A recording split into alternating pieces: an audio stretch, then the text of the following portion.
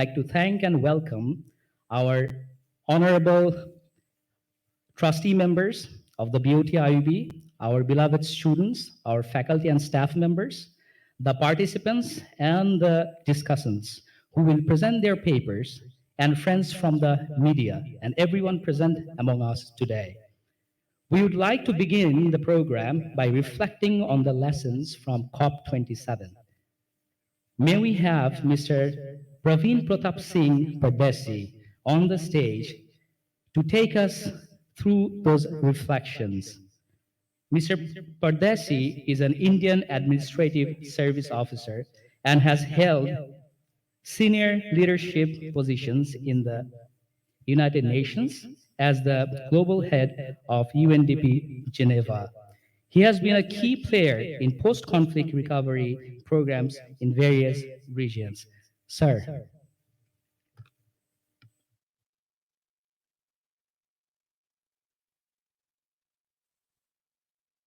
Can I have the PowerPoint?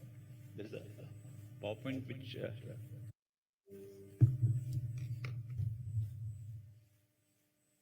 So, Karishma, can we have the PowerPoint up? Yeah, thank you. Does it move from this? So first, it gives me great joy to be here. Balipura Foundation has really done an amazing job of getting us all together on this platform to talk about these issues. Let's reflect on what COP can give us and what it cannot, as Ambassador Saran told us yesterday. Between Bangladesh and India, we share such a long border. You can use the UN framework for Convention for Climate Change, which I'll talk about, and also the Convention on Biological Diversity and on Migratory Species. So these are areas where we can collaborate. On the biodiversity, we have various conventions, and on the climate change is the COP. But let's start from the issue which I think Ambassador Saran mentioned yesterday. Before that, let me get to what's the target? What would I like to really put forward to you? So all of us need to restore nearly 30% of our ecosystems back to rewilding. And rewilding is not, as I was mentioning to my colleague from Tata's, planting trees, because that's sometimes even negative. It's really getting what nature grows in that area to come back. And a lot of it happens when we allow areas to remain wild, protected from human hand. The seeds, these rootstock is still there. But when we plant artificial trees, we not only create a big carbon drain, but we also destroy the local biodiversity. So it's basically about 30% areas of the country to go back to natural ecosystems. But India and Bangladesh are divided. At least the people are divided by political boundaries. But I really came to this conference because birds don't recognize this. We in BNHS did a study, and this bird, which is the skimmer, I don't think this one. Sorry. So this bird came all the way from Chambal River to one Nijum Dweep in Bangladesh. So this is the extent to which ecosystems don't recognize political boundaries, and we need to follow them. And are we following them? So this is my real joy. Balipara Foundation is like that skimmer. It works across all the countries and tries to really integrate the natural ecosystem. And that was the point. I think I keep repeating what Ambassador Saran was saying, that we may have a climate adaptation plan for Bangladesh, for India, but rivers don't respect boundaries. Mountains bring up all the deluge. If they are not forested, whatever we do in Bangladesh will not help. If the stream flow data of the rivers up in the mountains doesn't reach in time to places downstream, we cannot prepare for floods. In fact, I was there in the Bangladesh floods during 2005 or 6, if I remember right. And early warning requires that countries across the borders share not just rainfall, but stream flow data, so that you can, and that's one collaboration which has started. But as you can see, we are far away from the 30%. And like this bird, which I photographed on the Brahmaputra River, which fishes across, whether it's in Bangladesh or India, we need to work across borders. So that's the first lesson. Now, what do we get from COP? We all talk about the great breakthrough that there is loss and damage funds for vulnerable countries, and we always been talking that we have not created this crisis, but we are bearing the brunt of it. So it identifies this, and other than the common but differentiated responsibility, it says that it will set aside resources. Now, this again is a very interesting issue, which generally not very easy to believe in. There was $100 billion fund in the last COP, and I was just tracking it. I don't think that in any year it exceeded 50 billion. But of that 50 billion, more than two-thirds was basically loans from multi-development banks, which you would have got in any case if you had accessed them. So a lot of this work, this statement, as the Economist reports this time, is a bit ambiguous and fuzzy. So the basic lesson from COP is that what COP says is not really what is applicable to us. So then should we just sit around and wait? So these animals are not going to wait. This is the Sundarbans tiger, which moves across, but fortunately we still share him between the Bangladesh and both the Sundarbans. But the rhinos are still remaining only in the Indian part of the Brahmaputra, while they were here before. Can we do something about this? Yes, locally we can do something about it. So if you look at the top part, across the Bhutan and Assam border, there is a common park, which is the Manas, which shares boundaries with both. But here we have Dampa, which is in northeastern India, but on the Bangladesh side, there is a big border. And just like I saw Kruger National Park being opened up between Mozambique and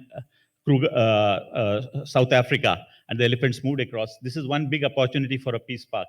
Here, fortunately, there are no borders in the Sundarbans, and tigers still move out, but there's a lot of cooperation possible.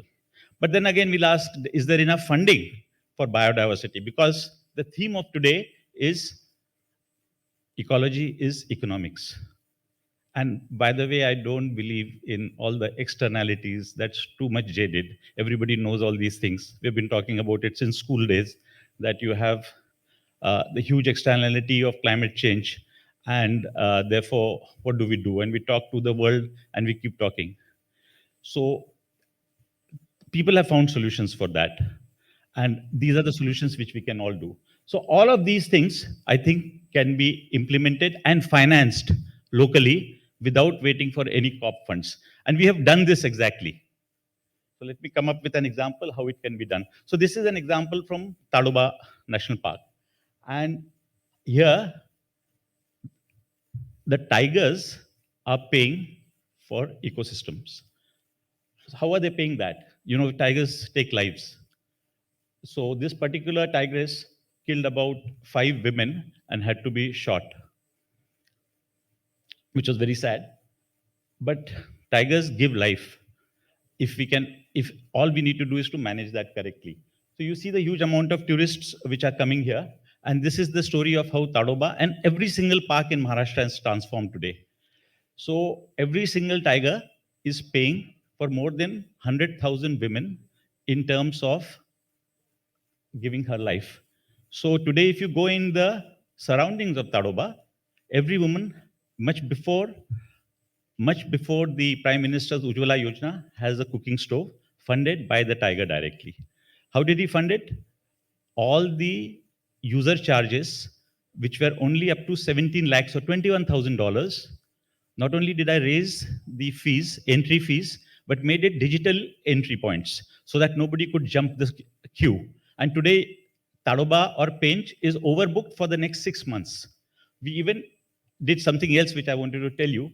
So this money which came in, we didn't put in the general government resources. We put it back in the Tiger Foundation, divided between managing the tigers, but 50% going to people living outside the park who were paying in terms of lives and lifelong lost. But that still doesn't help, because when a farmer works outside and a tiger kills his cattle or a deer enters his farm, no amount of saying that you got some money from this will help you. So we did a second intervention. on human dominated landscapes, which I think is possible everywhere. So this is that intervention. So all the forest outside, we farmed out to local villages in terms of tourism routes. So this is one route outside the park. And this earns something like $1 million to the local village. It's only their gypsy owners and only their young one can go as a guide. So it's monopolized by that village. So we have now about 18 villages which surround the park who earn their keep by showing wilderness, which is non-extractive. And this creates more income than coal mining or other types of things in this. So my big question in all of this is, yes, we can work together, we can talk together across the world, keep shouting about that we didn't create the climate change, we are suffering from it. Yes, that will happen. But finally, if nothing happens on that front, I think all of us together can convert ecosystem services into something which can fund local development. The key point is people cut down forests or cut down biodiversity because they can't convert an asset into a recurring income source. The income that people are getting around Tadoba from rice cultivation is roughly 5,000 rupees a year. It's so small compared to the value of what that ecosystem is. But there's no way to realize the value personally by a local owner. What we did is converted rewilding into an income opportunity for local owners of that land. And that is one example. There are many such examples which we can do, which ensures that an ecosystem as a whole can give a recurring source of livelihood, and it should be non-extractive. All this talk of taking out fruits, vegetables, tendu, the type of population India and Bangladesh has, no forests in India can sustain extractive livelihoods anymore. I've seen it. I've been Secretary Forest in Maharashtra for 5 years. I've been Secretary to Chief Minister. No forests in India can any longer sustain the 350 million people by extractive livelihoods. But if you see whether it's Switzerland or any other country, they are using their outdoors for non-extractive. Whether it is skiing, trekking, hiking, it's totally non-extractive. And I think India and Bangladesh can build this whole new genre of livelihoods, which will get restoration of ecosystems to pay for themselves for local people's livelihoods. Thank you.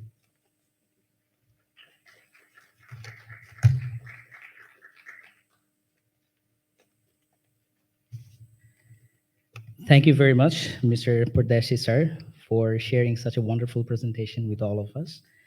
And now, before starting off with the first panel discussion, I would like to request our tech team to play a video message by Lord Nicholas Stern, the Chair, Grantham Research Institute, London School of Economics, UK.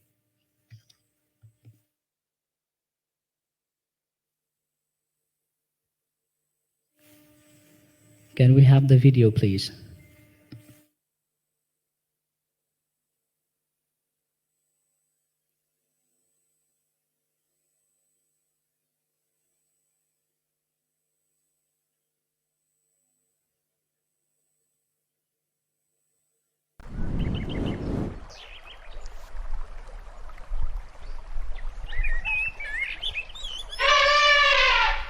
Professor Nick Stern, thank you so much for joining us at the forum.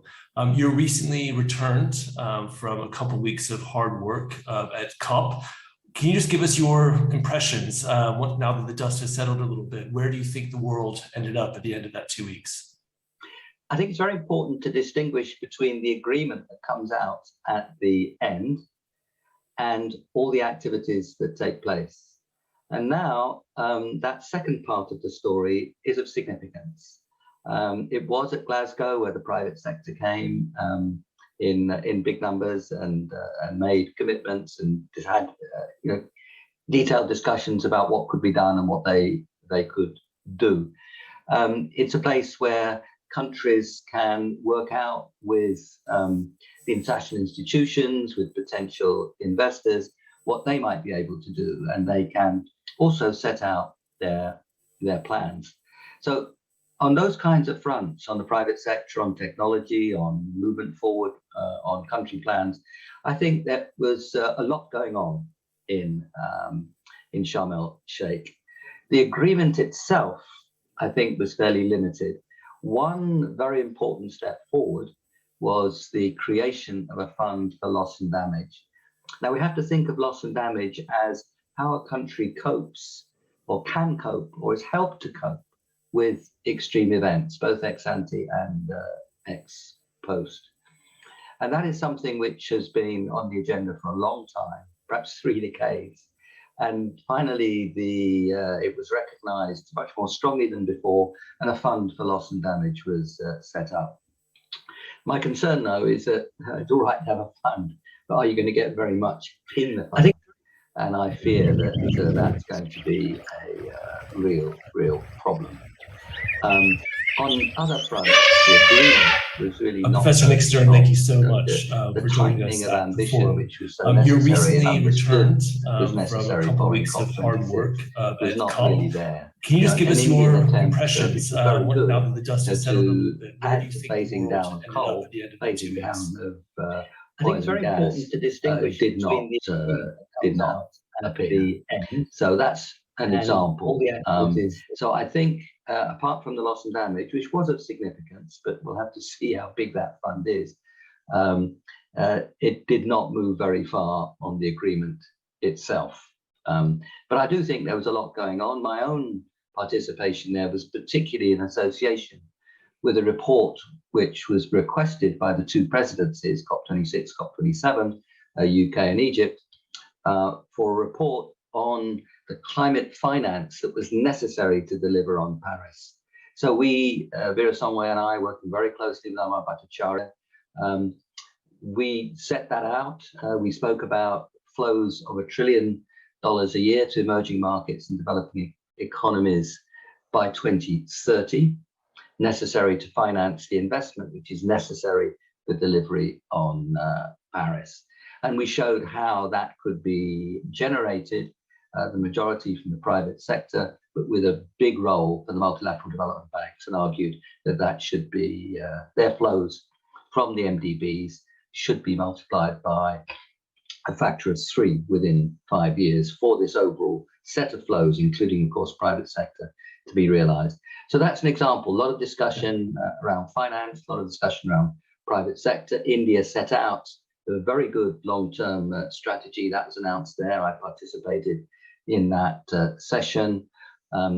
At Bali, the G20, which more or less simultaneous, China and the United States announced that they would resume official discussions around climate, which had been suspended following Nancy Pelosi's visit to Taiwan earlier in the year. So they came back together.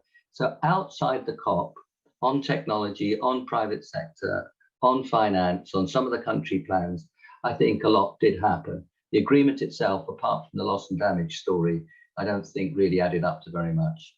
Yeah, I mean, there's so much in there that's going to be relevant for the people in the audience today who are representing people on the front lines of climate solutions in one of the most climate vulnerable places on Earth. So I want to come back to a few of those things and what people should take away from what your feedback on COP and put into their own work.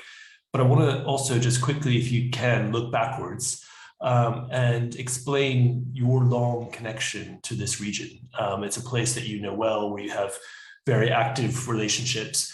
But can you tell us about your sort of early connection to South Asia, how that got started, and how you think things have changed in this sort of climate debate over the years? Thank you, Jason. I've been, I have to struggle to keep this short, but I've been coming to India and working in India and living in India for periods since 1974. So 48 going on 49 years now. I've worked in different ways. I worked in a village in UP, in Moradabad district, a village called Palanpur, and we've published 3 books on that village. And we have data going back to the 1950s, and we've been collecting data ourselves ever since 1974 and watching how that village and trying to understand how that village changes. I worked very closely on tax issues, indeed very early on in the 1980s on value-added tax, which, you know, with some lag did appear in India after a long period of time. Over the last nearly 20 years, I've been particularly involved in the whole climate story, working very closely in different ways with Ranjit Bhattakur and Bitu Sagal, but also with the Indian government. And what we've seen in that period is for a long time, India on the public stage saying quite understandably that the rich countries were particularly culpable in emitting greenhouse gases over a very long period of time, that they got rich through dirty growth and climate damaging growth, and that India had contributed very little, so that India would find its own way and the rich countries had to take the lead. So there's a bit of pushback, but I think that has been changing over the last few years, and Prime Minister Modi's landmark speech at COP26 in Glasgow a year ago now set out a new approach to growth for India. That's been building over time. India has recognized, of course, how vulnerable India is to climate change. India recognizes what is obvious, that it is a big country that's getting bigger in terms of the economy and therefore its footprint. But India has also is also recognizing and demonstrating how valuable the alternatives are, that the clean is cheaper than the dirty across a great front, and that India is at the heart of the world's ecology, and that there's so much that India can do on that front as well. And of course, that climate and biodiversity are not really separate subjects.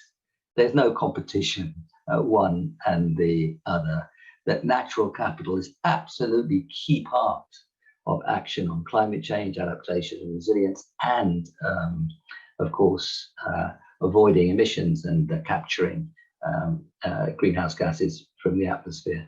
So that those recognitions in the recent period of the new model of growth, the alternatives to growth, that the clean is better than the dirty, and of the centrality of biodiversity along with and interwoven with climate change.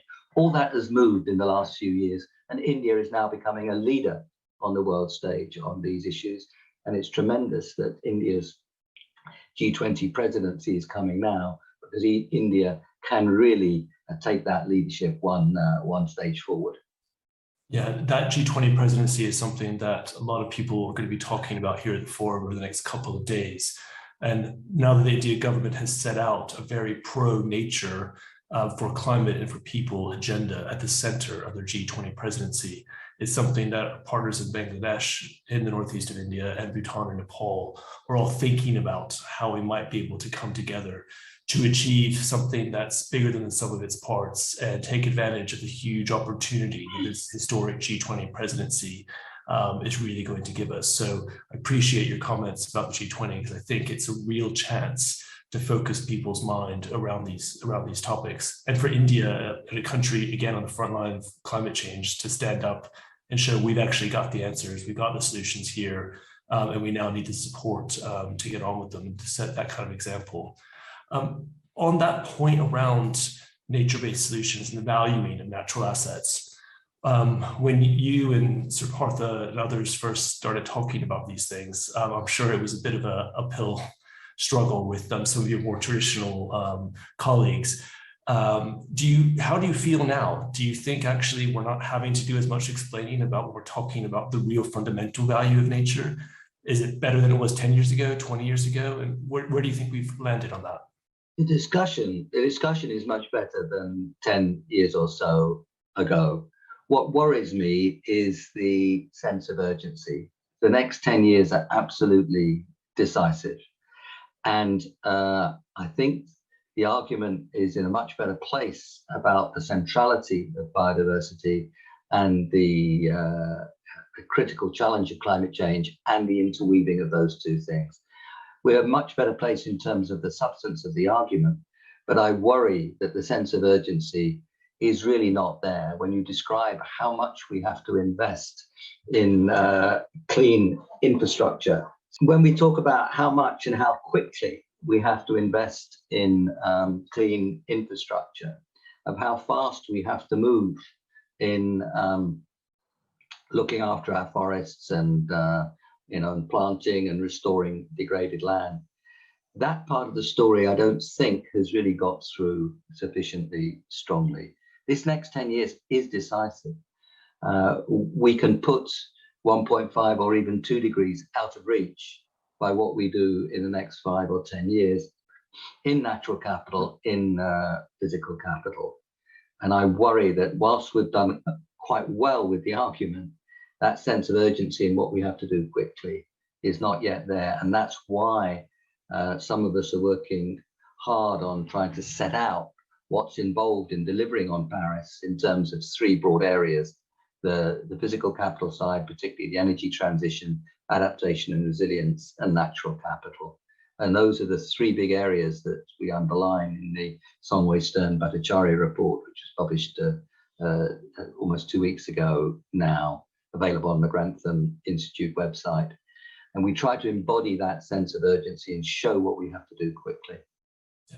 I think the sense of urgency is something that's incredibly important, I think, for large parts of the conservation community who've been on the front line of these issues for many decades.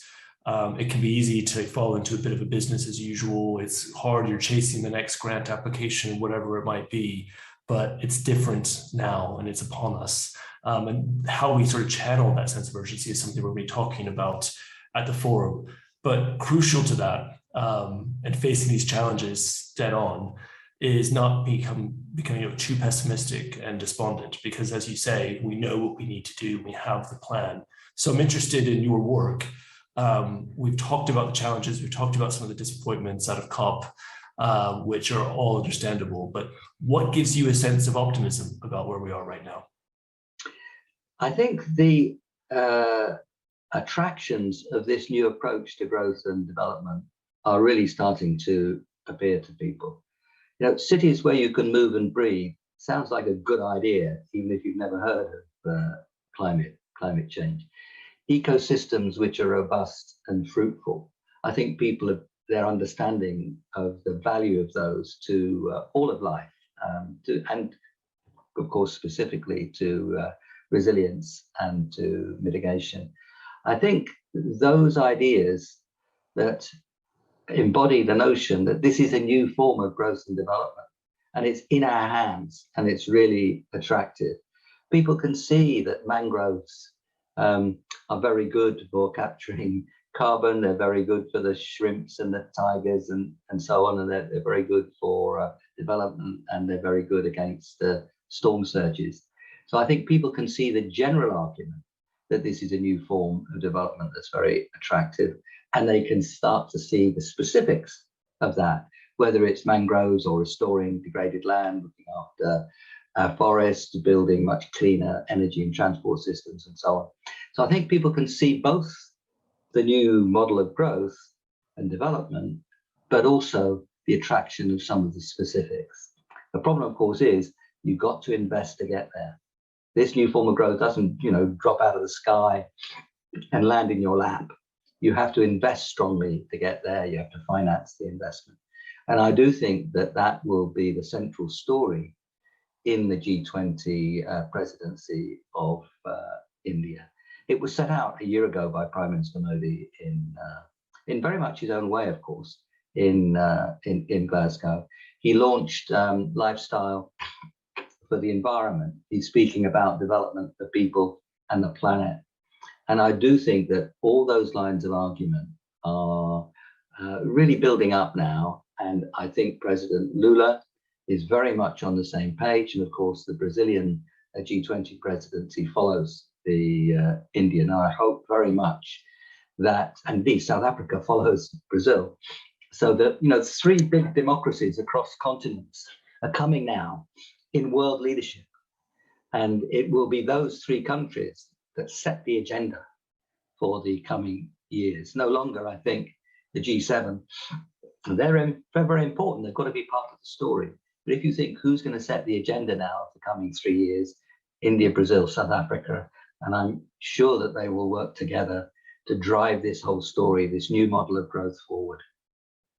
Well, thank you so much for defining what that opportunity is, because as you say, we have a huge opportunity with the India G20 presidency and the 2 years that follow that.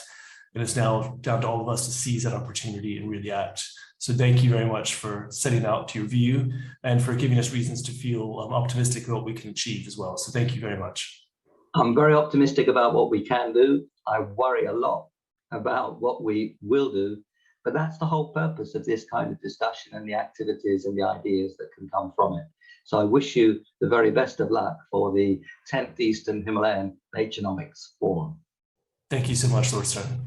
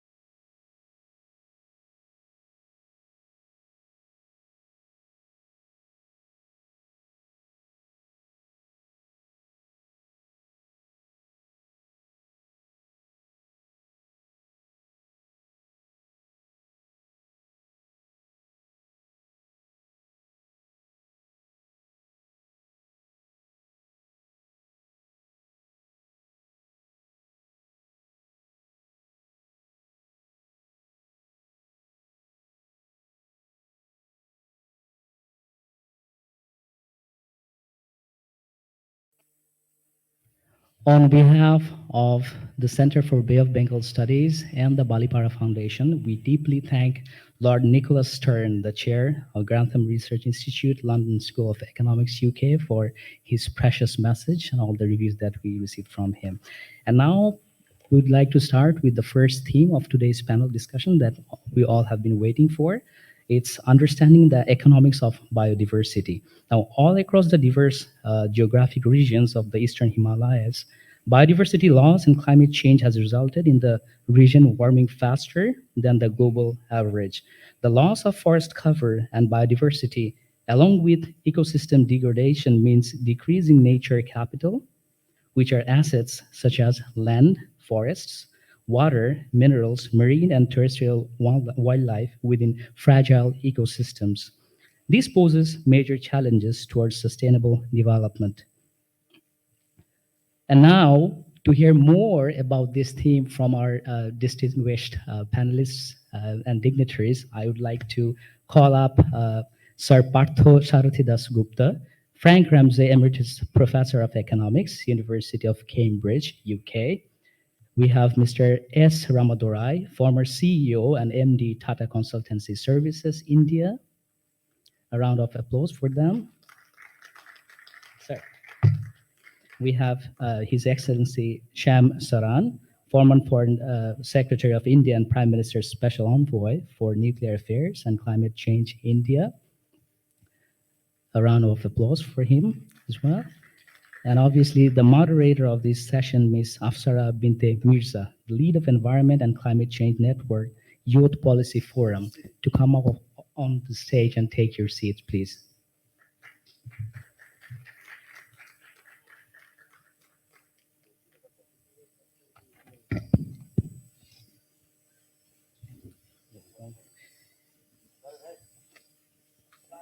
Thank you, everyone. So now I'd like to request Ms. Afsara Binte Mirza to moderate our first panel discussion. Thank you.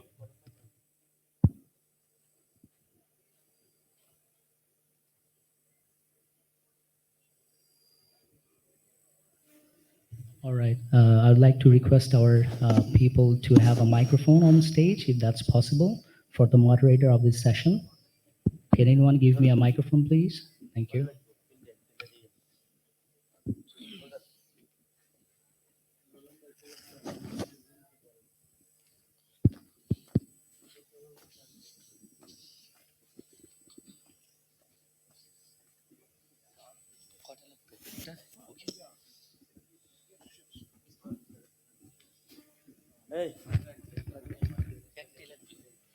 Good morning to all of you. Assalamu alaikum and a warm welcome to all of you. I am Afsara Mirza, currently working as a lead of Environment and Climate Change Network at Youth Policy Forum and also a research officer at International Center for Climate Change and Development. Youth Policy Forum is an organization which reflects the aspirations of young people who wants to work on the sustainable development goals. It's my great pleasure to moderate this enticing session titled as Understanding the Economics of Biodiversity. This session will highlight the need to take the biodiversity crisis in the Eastern Himalayas seriously due to its integral role in enhancing climate resilience. This session will shed light on economic evaluation of nature and its integration with economic decision-making system. Without further ado, let me also introduce again Sir Partha Dasgupta, who is Frank Ramsey Professor Emeritus of Economics at the University of Cambridge. I also have with me His Excellency Shyam Saran, who was a former Foreign Secretary and Prime Minister's Special Envoy for Nuclear Affairs and Climate Change. I also have with me Mr. Ramadorai, former CEO and MD Tata Consultancy Services. As momentum is growing internationally on the need to value natural ecosystem, in 2020, the Dutch National Bank released its first biodiversity risk assessment report. And last year's Dasgupta's review commissioned by the UK Treasury systematically outlined how nature needs to be inclined in policy and economic decision-making. Today, both the formal and informal forest sector employ over 86 million people globally, and many of them in small, medium enterprises. Directly investing in sustainable forest management globally will create an additional 16 million jobs by 2030.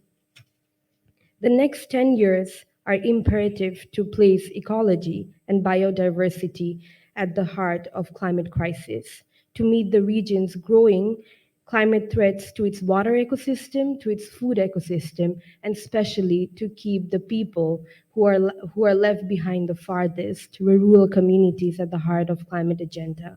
The Eastern Himalayas' rich biodiversity is a natural buffer against this threat.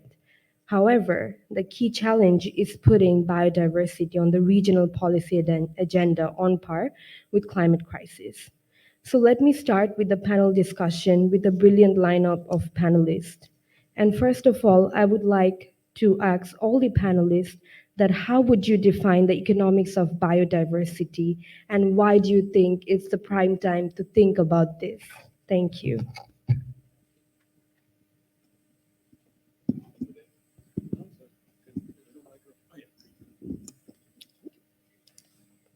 Well, thank you very much. Can you hear me reasonably well up there? Okay, I'll try and keep the microphone in place.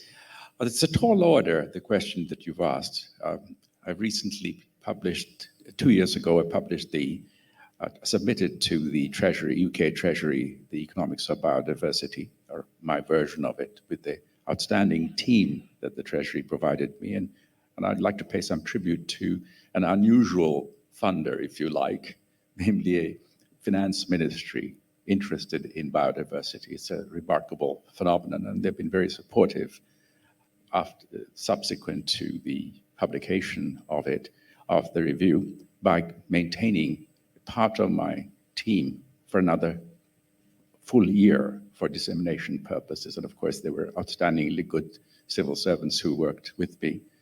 Some of them have now become my students, if you like. It's sufficiently senior to make that kind of a relationship work very well. So I can't answer your question in 5-10 minutes, obviously. But what I want to do is to point to the fact that once you recognize, and I mean this very seriously in the sense of really deeply recognize that the human economy, which means, of course, we, all of us, are embedded in nature. We are part of nature. We're not external to nature. We are not outsiders plucking goods and services out of nature for our purposes. But whatever we do has a feedback onto the natural world because we are part of it. Then the grammar of economics changes, literally. And you will have to take my word for it. And the only way I can prove it is for you to actually dip into the review, in that it affects our perception of how to think about the human economy at every level, from the individual through the household, through the community, village, region, nation, and of course the globe. In such occasions as these, the global issues loom large, as we saw in the program with Nick Stern. And I want to speak about one aspect of it only today, just to show you that no matter what you look at, your grammar that you use to interpret what you observe, what you actually observe, let alone just, and then interpret it, and then for policy, if you were so inclined, changes. I want to look at it, give you a couple of examples of it. And I want to do it very deliberately to show that there is a tension between the aspirations of the poor world. I'll use that expression because it's a factual statement. It is not a very great surprise that the world's biodiversity, much of the world's biodiversity is in the tropics. That's a fact. And it's also not, it should be a surprise that some of the world's poorest people live in the tropics, in Africa, South Asia, and so forth. This congruence has incredibly important implications for the way we view the human economy. And I want to bring out some tensions between the aspirations of the poor world, the ones I've just identified very briefly, and the perception of human possibilities in the rich world, okay? Because there is a tension, and it's no use gliding over it. There are, of course, much that can be achieved through cooperation, because there are the common good, the public goods problems is something that we think about climate change. We want to do it for, it'll be a benefit all to halt it, or to suppress it, and so forth. But I want to talk about the tension now, not those global public goods, which bring together a common framework. Yesterday at my lecture, I suggested that the right way to think about nature is to distinguish provisioning goods that Mother Nature supplies. That's food, water, timber, fibers, pharmaceuticals, and non-living material, which, when we work with them, give us the final products, which we call GDP, the sort of a talisman of economic thinking. And then to distinguish these provisioning goods from the maintenance and regulating services that Mother Nature offers us, which is the basis for all our lives. And these are pollination, carbon sequestration, this climate change, climate regulation, nitrogen fixation, decomposition of waste, and so many other things, cleansing of water, the natural processes by which that happens. Now, these services are the bedrock, and I want to talk about that a little bit and show you how the grammar changes. Currently, globally, crude estimates though they are, the demand we make on these services is about 1.7 times the ability of Mother Nature to supply them on a sustainable basis. And you've heard of the expression that we need 1.7 Earths to meet our demand. It sort of crops up every now and then in newspapers. Well, that's the expression. So I want you to think about those services, maintenance and regulating services, as a gigantic set of benefits that we receive, furnishes the entire substructure of our biosphere. And we are making demands on them because the reason we are making demands on them is that we're making demands on the provisioning goods, because they are the ones which generate our GDP. And the provisions goods are only being supplied by these maintenance and regulating services so that to the extent that we may put pressure on the provisioning goods, puts pressure on these demands. So there's a tension between the provisioning goods and the maintenance and regulating services. Mining, quarrying, land use changes, conversion of forests into plantations and so forth are ways by which we eat into these, the maintenance and regulating services. But that's because we want the provisioning goods. We want to expand the provisioning goods. Okay, so that's the central dilemma of the economics of biodiversity. Okay, now here's the thing. The bulk of the footprint of the global economy, by footprint I mean demand for these maintenance and regulating services, is coming from the rich north. That's a historical fact, and that's how it's happened, and it is the case. Okay. And one of the tensions that I now observe, and I'll come to my conclusion, I just want to point out the tension, is that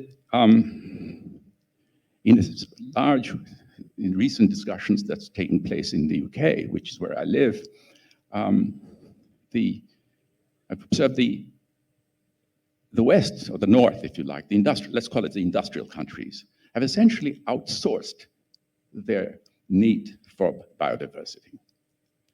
Because the primary products that are imported and then transformed into final products, which are sold in the supermarkets and so forth, are of course coming from the tropics. So let me give you a sort of vulgar story of the tropics supplying the primary goods, primary products. And these primary products are the provisioning goods, which we create, say, coffee beans and so forth and so on, which are then transported over. All right. Nothing wrong with that. But the only thing is, we think opening up trade and the expansion of export of primary products from the poor world to the rich world is a good thing for the poor world too, because the revenue could be used for development purposes and so forth. That's a standard story. The problem is that in the act of tapping into primary products, the neighboring ecosystems are affected. So I mean, that's the externalities that I think was slightly dismissed as being a rather uninformed notion in the opening statements we heard this morning, but those externalities are extremely powerful. What happens to one ecosystem affects another ecosystem. So if there is an over demand on one ecosystem, say the forest depletion means that there are fewer pollinators for the farmers and so forth. Okay, I don't need to elaborate on that. If you take that into account, then export of these primary products from the poor world are not priced adequately because the social cost of the production of those primary products for export are not picked up in the export price because of these externalities. Which means what? Which means that there is a transfer of wealth from the exporting country to the importing country. And if the importing country is a rich country, which I'm going to be, for my purposes here, I'm going to assume the case, it's a very perverse kind of wealth transfer. Now, this is not a conspiratorial story at all. It's just bad economics, that's all. And it's the bad textbooks which have been governing development planning for all these 50, 60 years. And I've been, I don't mind saying this, but the last 40 years I've been trying to fight against this because in some sense we really need to change the grammar. And that grammar can be easily reconstructed. That's what I tried to show in my review. It's just getting used to that argument. So what's the one possibility, obviously, would be that there should be an export tax on primary products, which will, of course, go against the advice of the WTO. WTO wants you opening up trade, globalization, all these things are good. But the economics which supports that viewpoint, free trade is good, is dependent on an assumption that every commodity has a perfect market. But the whole point about the economics of biodiversity is that a heck of a lot of markets are missing. They're missing for a variety of reasons I don't need to go into, but the fact is that they're not inadequately priced.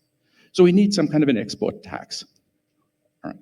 But that can only happen if the various countries in the South cooperate to collectively impose the taxes on the export. And of course, an understanding by the recipient countries that that is a good thing. It's a good thing because it protects the biodiversity to the extent by reducing the supply of it. So that's one class of problems. And the final one, very quick one, which is one of the most recent political discussions in the UK, has been over weakening, loosening of the environmental laws that have been introduced into the UK over development purposes. That, you protect ecosystems, families of bats, bird sanctuaries, and so forth. And of course, there's a growing need for housing. So again, you have a tension now between provisioning goods and maintenance and regulating services. There's been a demand in many, there's some force in it, and it's very perfectly understandable. There's a need for housing. So the issue is, can you loosen these environmental laws? And there's some moves in that direction. The point is, of course, that it's not good enough to say then to the UK citizen that without biodiversity, the economy will collapse. The economy won't collapse. The reason is that there is not very much biodiversity in the UK anyway. The reason is that we have been able to outsource the need for biodiversity, which is the point I began with. Okay. So the only reason for not loosening it is a demonstration effect. You cannot then argue with, say, Brazil, do not deforest. Because they will say, well, look, we are going to deforest because we have to deforest because we want to earn revenue for our own development purposes. So we can't now send that, because the argument that we are giving now for housing is exactly the same. In other words, there is an economic argument, quote unquote, which overrides the biodiversity argument. Okay. So again, at every level, this is not an argument, by the way, I'm not taking a stand on whether we should or shouldn't loosen the environmental laws. It's simply that at every level of discourse, we need to correct for the fact that the language that we have inherited from economics is wrong, and we have to correct it, and it will take us in a different direction. If we do that consistently, I think we'll make a much better world. Thank you very much.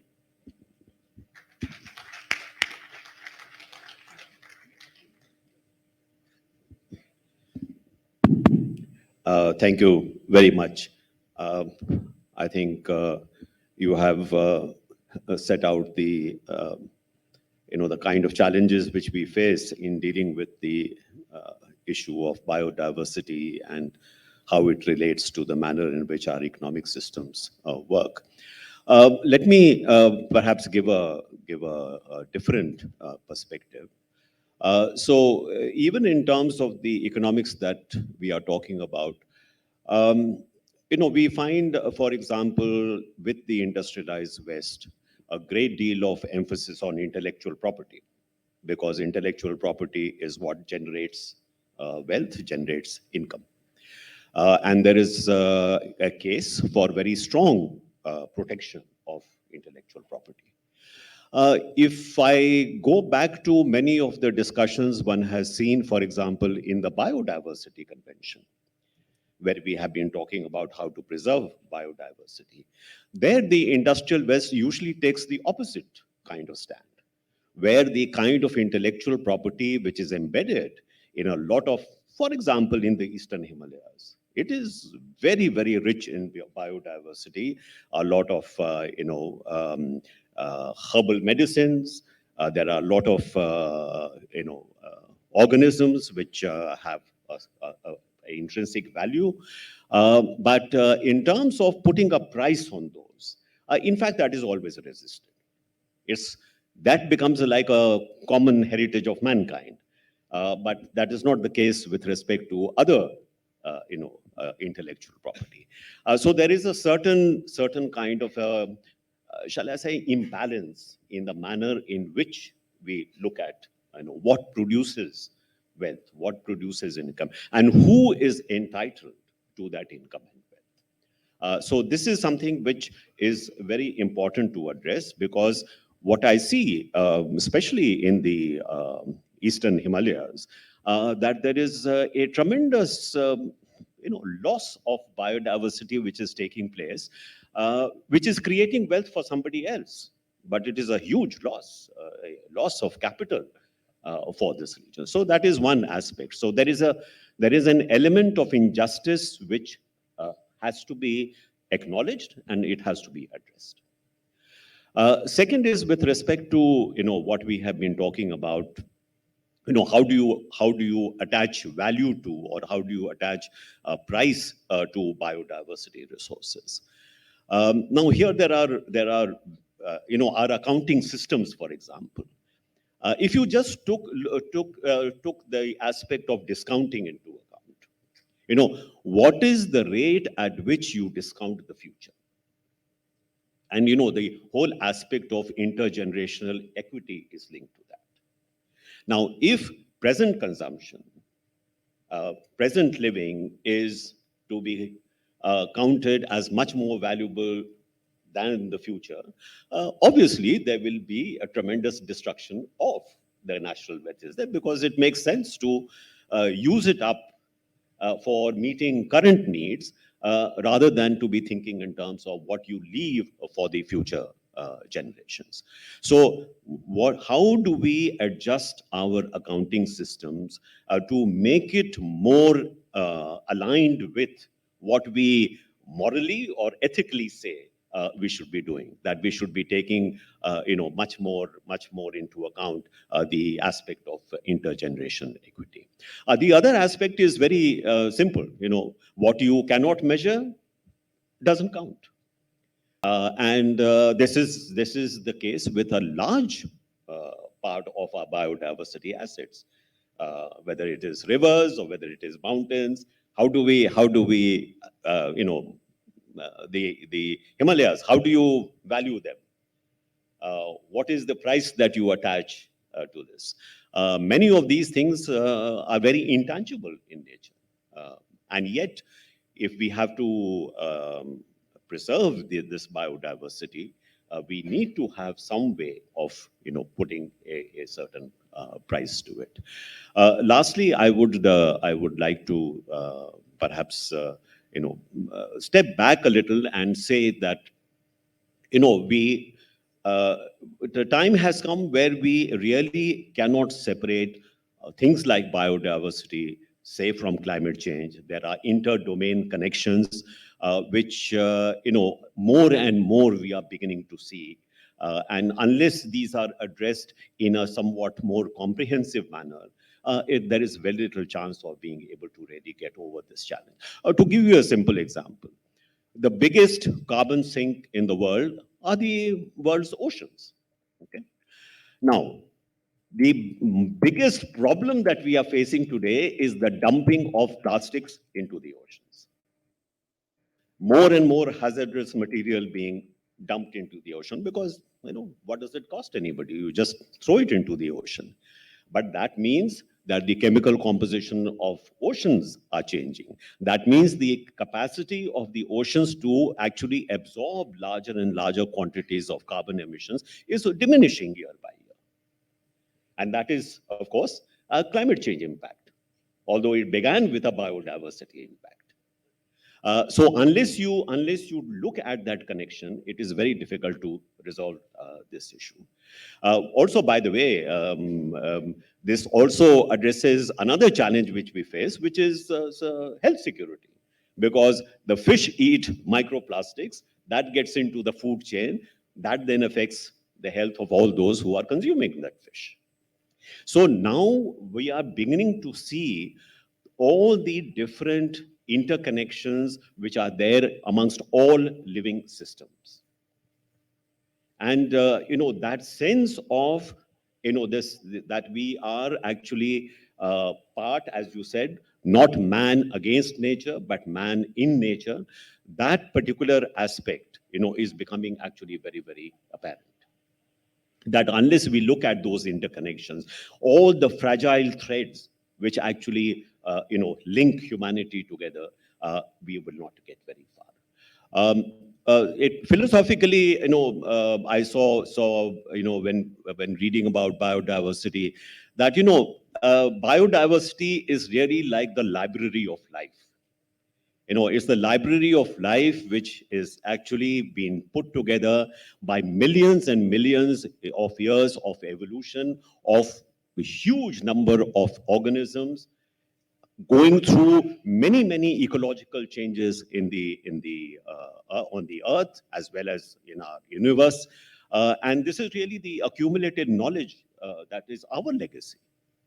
And what we are doing today is really, eating into this library of life, probably reaching a point where it is irreplaceable. So while the hard sort of logic of economics always has to be kept in mind, but there is that larger picture which I think we are perhaps missing out, and to our disadvantage. Thank you.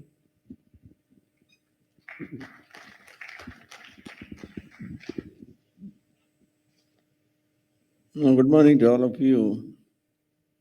I think when Dr. Partha Dasgupta and Dr. Shyam Saran,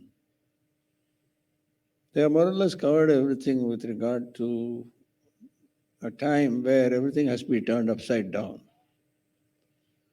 The conventional way we have been thinking, what is economics, what is valuation, what is interconnectedness, what is the input and what goes as the output.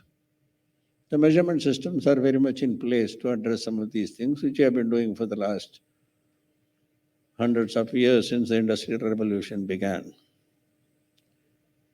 The institutions which are part of this thinking and the stakeholders who are part of this is also very well understood, but it has not worked. It has not worked, and numerous examples were given by both of them and the other panelists very clearly, including Sir Nicholas Stern. And corporates have also been responsible to a large extent with regard to the definition of stakeholder itself. A situation has arisen where the stakeholder definition has to start with a single individual to a village, a panchayat, a district, a city, a state, and collectively across nations. If all these stakeholders are not part of the definition of what we want to create as a future, and we need to create this future in an accelerated manner because it has to act for all, it has to produce the kind of returns for all which saves the planet at the end of the day. That's what we are talking about. And the institutions which today drive the behavior, or the rich countries drive the behavior, is again at the cost of one or the other.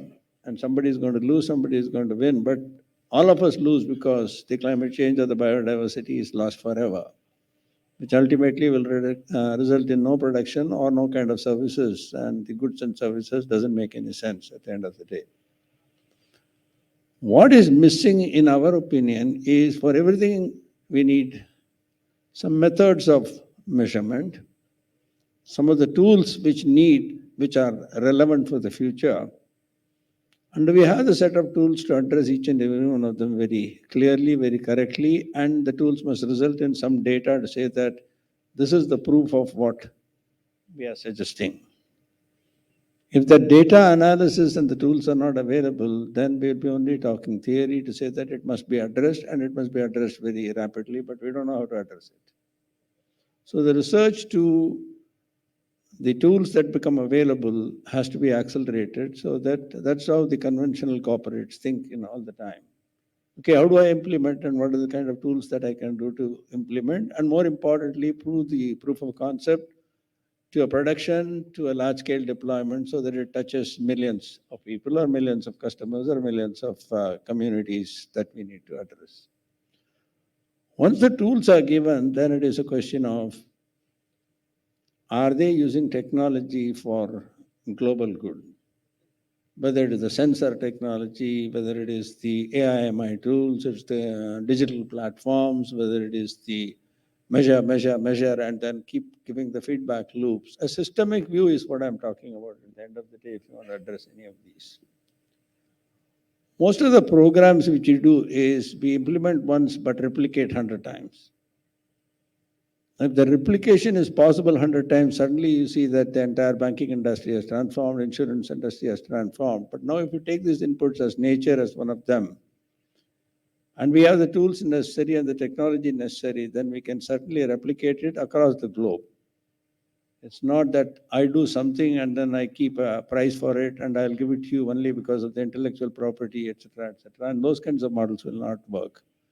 I think the global commons, the global sharing, and the global wealth and the global commons is what we have talked about. And also, I think we need to take cognizance of that very, very clearly. I think the pictures that were shown this morning for Pravdesi also, the migration of the birds or the migration of the animals, I think they have no boundaries. Whereas we as human beings have created all these artificial boundaries, and then we put a price on anything that goes when there is an artificial barrier across. Probably the institutions or also the institutional frameworks exactly address this. And the element of injustice comes out very, very clearly, and we need to turn it upside down. What are we doing in a corporate like the Tata Group is where from the initial founding, it was always sustainability as a way of life. And we lead by example through what we call as a Tata Code of Conduct, where responsibility towards the environment is a core value. And it's absolutely clear that it's a core value that is pursued relentlessly by all the group companies, which means all the employees that make a part of that, the vendors, the suppliers, pretty much everyone, day in and day out. But like said, measure, measure, measure. The efforts are to measure and reinforce through what we call as a Tata Business Excellence model, where group companies are rated just not for their business performance, but how is their sustainability journey. And now the time has come for us to accelerate and share again for global good as global commons. So I think the role of technology, the role of collective action, the role of turning problems upside down, but scaling at a much rapid pace than ever we have done. And we have compressed, just as some examples I wanted to give is, we did, it's more in the commercial context, but we did Switzerland Sega Intersettle, which was a system for a depository for the whole nation. I'm talking about 30 years ago. Then when the thought of bringing a depository into the country where all the paperless transactions or paperless share were to be done into a dematerialized form in terms of electronic records, from 5-year program which we did, we compressed it to 9 months and launched the whole product. People thought the dematerialization will never take place. For the next 10 years, we did it in 1 year. So the compression of times is what we are talking about, and that's absolutely possible if you are willing to share that knowledge, share that wealth, and make sure that it is distributed very rapidly. And the implementation is a measurement component into that. So I think the ecology and economics, all of them together, the inputs change, the outcomes are what we know, but in between what is need to be done is the speed at which we need to do, and collective minds and collective implementation, collective technology will make it happen. Thank you. Thank you. Thank you to all three of you for such an insightful discussion. Now I would like to move to Sir Partha Dasgupta again, and I would like to ask you that what are a few ways in which we can change our measures of economic success, and what kind of capacity building is needed for that locally, nationally, and regionally? Thank you. Well, thank you very much. This has been one of the few successes of this new economics, if you like, embedding the story about the analytical, the grammar of thinking about the human economy is the success has been the advocacy of wealth measurement of wealth. Adam Smith, who's the founding father of our discipline, spoke about the wealth of nations and wrote a book called The Wealth of Nations. He didn't talk about the GDP of nations. That wasn't a concept that he was used to. Now, the notion of wealth, of course, is far richer today than it was at Smith's time. That's for sure, because that's what we are discussing here. We're including a whole bunch of an entire category of capital assets, ecosystems, whether it's wetlands or mangroves or whatever, including in that. And that's been a success in the sense that countries are now moving in that direction. The Office of National Statistics in the UK is vigorously working in creating a parallel set of natural capital accounts with all the caveats and difficulties, missing prices and so forth. But it's something that is now in the air in international communities India is moving in that direction. It's not to abandon the idea of GDP, because it's extremely useful for short-run macroeconomic management problems. But GDP was not invented for the purpose of measuring economic success over the long run. It was never the intention. It was part and parcel of short-run macroeconomic management of a Keynesian variety. It was invented by Simon Kuznets back in the late 30s, mid 40s. We should be measuring wealth, an inclusive measure of wealth, that is natural capital, human capital, and produced capital like buildings and roads and so forth, and aggregate them and see how it's moving with time relative to the population. That's happening. Now I'll talk about something which is not quite happening, but it's related to the measurement issue. And it's a point that you raised about discount rates that governments ought to use for assessing development projects or any kind of investment. I'm not talking about the private sector, I'm talking about government now. So the discount rate we're talking about is what is very often called social rates of discount. Okay. Now, if you ask yourself what the discount rate means, it's asking the following question. In some sense, how much of income are you willing to give up today? And what compensation do you need for, say, 10-year income 10 years from now? Now, the natural tendency, if you ask that question and not ask what the market rate of interest is or what the productivity of capital is, just ignore that. I'm just simply asking, how much are you willing to give up today for 10 years from now? Okay, what's the trade-off?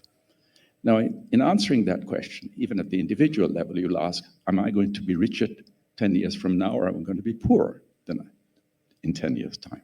If I'm richer, then the distributional issues included over time, you would say I would need more than some compensation for giving up a unit today, because I'll need it less. A unit will be less valuable in 10 years' time because I expect to be richer. That's the argument, which means the discount rate is positive. And of course, it's complete convention now to use positive discount rates in thinking about, say, estimating the social cost of carbon. Nick Stern was talking about the fact that there's no competition between climate change and biodiversity. The answer is yes, there is a competition in the way climate change economics has been fashioned. Because the assumption behind the entire literature on the economics of climate change, whether it's Nordhaus or Stern or whatever, is that the future is going to be rosier than it is today, hence the positive discount rate. But suppose you take climate science very seriously, or biodiversity law seriously, and say, well, look, there are some real dangers ahead. So remember, our demand for Mother Nature's goods and services, the services that I mentioned, is vastly greater than her ability to supply. So there may be collapses ahead. And in the climate change literature is pointing to that collapse by saying, well, look, if it's 3 degrees, 4 degrees above, then we're going to be playing havoc. Now, suppose you think there's a reasonable risk that we were going to have serious difficulties 50 years down the road. Well, then we're going to be poorer. Hence, the discount rate that you would be using will be negative. That's exactly right. That is, I'll ask for less tomorrow than what I give up, because I'll need a lot more tomorrow because I'll be a lot poorer. Just the reverse argument. It's nothing paradoxical about it. If I'm going to be poorer tomorrow, then I'll be willing to take less for what I give up now. Now, negative interest rate means what? The discount rate means that you amplify the damages of the future. You don't discount it and get to the paradoxical result that it doesn't matter if there will be a huge damage 50 years from now, because at 2%, 3% discount rate, it looks very negligible now. That paradox arises only because we are doing our economics badly. If you follow the economic logic, then social discount rates can be negative if you think there are real dangers lying ahead, in which case there's no inconsistency in the way you think about managing the future. Okay.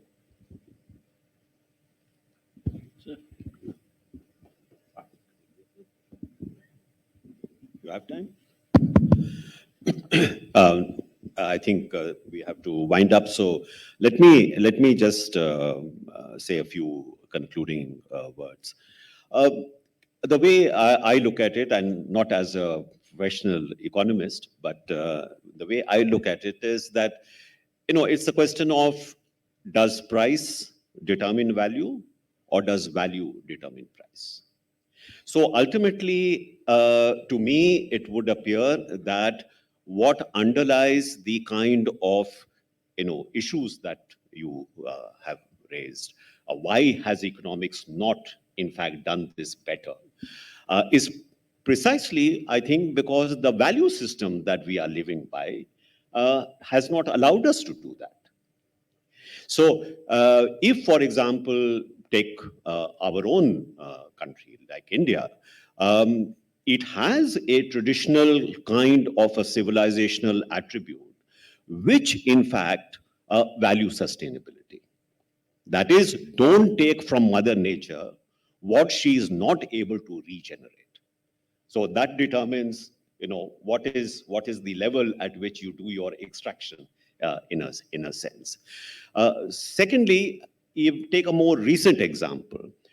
You had the pandemic, you had supply chain disruptions, and suddenly, the balance between efficiency and reliability changed.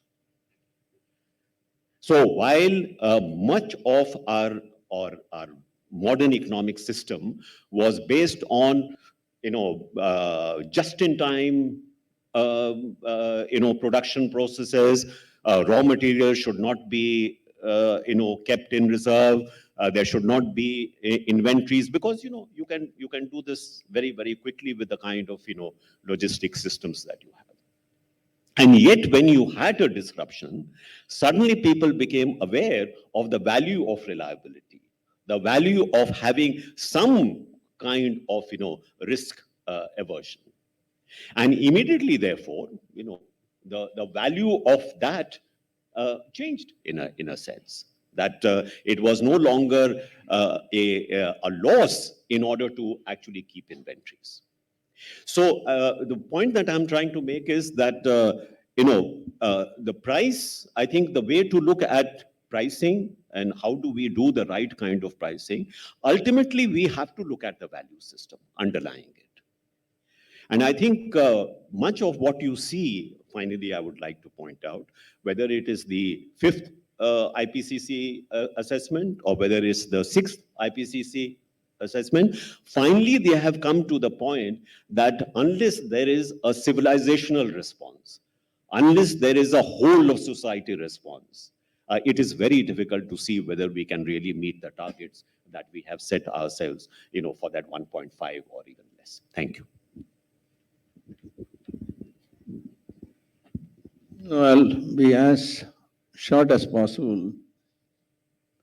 I think yesterday somebody touched upon it to say that unless our consumption behavior changes, the demands on nature will only increase.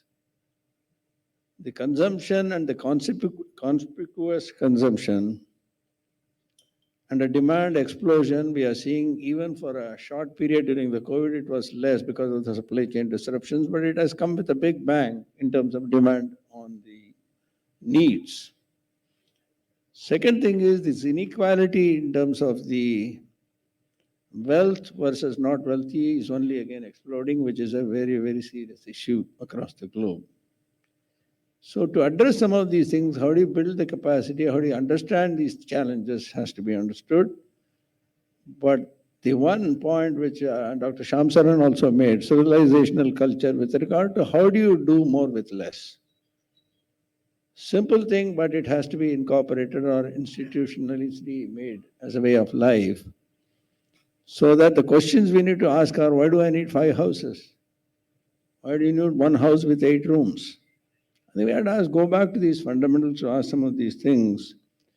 And as Dr. Shyam Saran said, the value change and the value systems had to go again back to what we grew up with or what we thought through. And unless that changes, we are not going to achieve anything other than more consumption, more demand, and more problems for nature. Thank you. Thank you. Thank you so much to all three of you for such a great discussion. I think it's prime time that we really understand the value of nature and we really transform our institutions so that we can better cope with this climate crisis and at the same time really embed the value of nature in also our education system so that the young generation can understand the cost of it. Thank you so much and have a great rest of the day.